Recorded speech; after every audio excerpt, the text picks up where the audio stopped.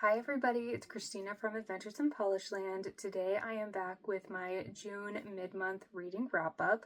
I've read 4 books so far this month, which I'm really excited about, and I'm in the middle of another really good one right now.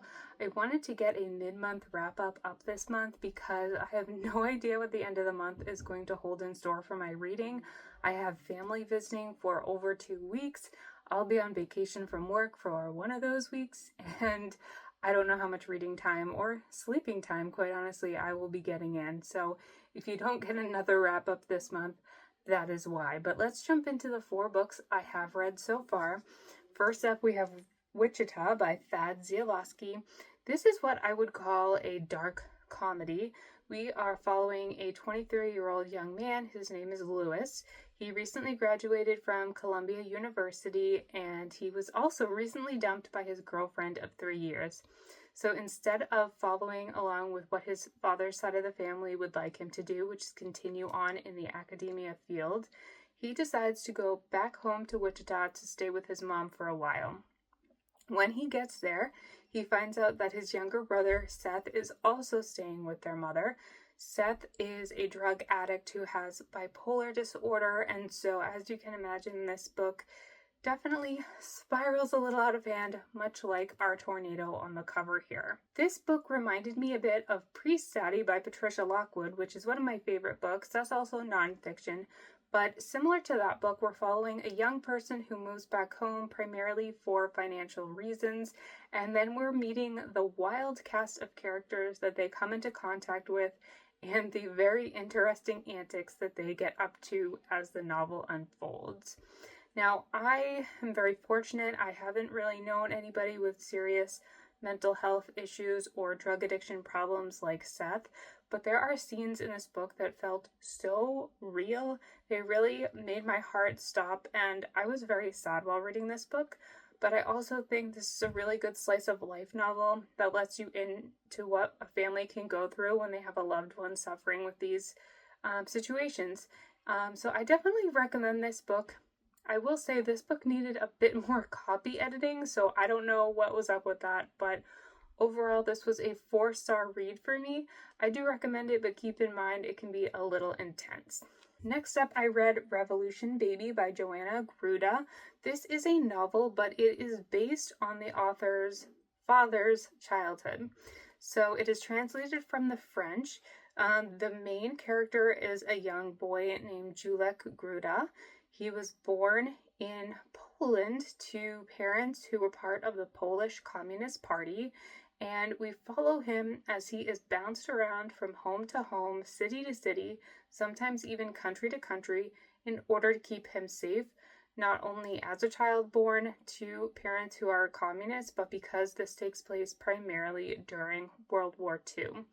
This book was very interesting. I found that the writing was really basic, though.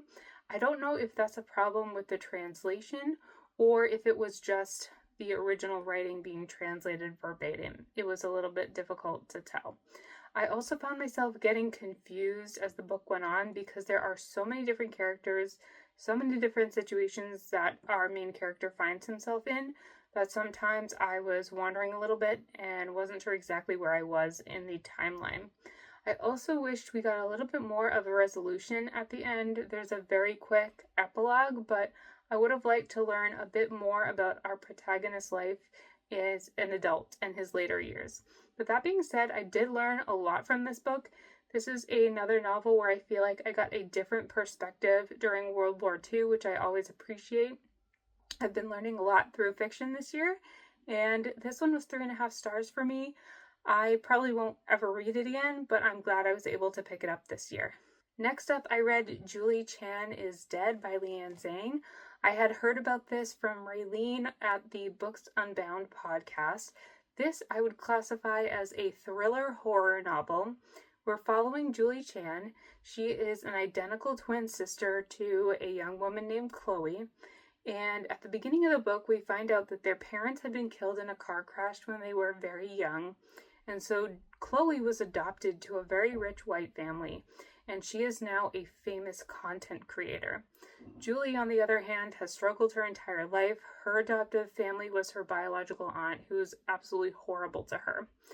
Well, one day, Julie gets a mysterious phone call, and she can tell it's Chloe, and Chloe is breathing heavily and saying she's made a mistake, and the phone call cuts out. And when Julie cannot get in touch with Chloe again, she decides to go to New York City, and she finds Chloe dead in her apartment. And of course, instead of helping the murder investigation along, she decides she's going to take over Chloe's life and pass off Chloe's dead body as her own. Now, that was a very interesting concept. I found the writing to be very gripping, very entertaining, but this book went off the rails very quickly for me. This is one of those very rare books where I feel like I wonder if the author is okay, because some of the stuff that happened in this novel was just mind-boggling. It got really gory. It got really weird. I ended up giving it a 3.5-star rating, I believe, because even though it was quite entertaining, it was really easy to read. I can definitely see this being a really popular book because the writing is easy to ingest and read very quickly. But it was just a little bit out there for me, and as somebody who loves Stephen King and weird dystopian novels, I found this was a little bit too horrific for even my liking. That being said, it reminded me of a book from my childhood a little bit, and I'll explain why.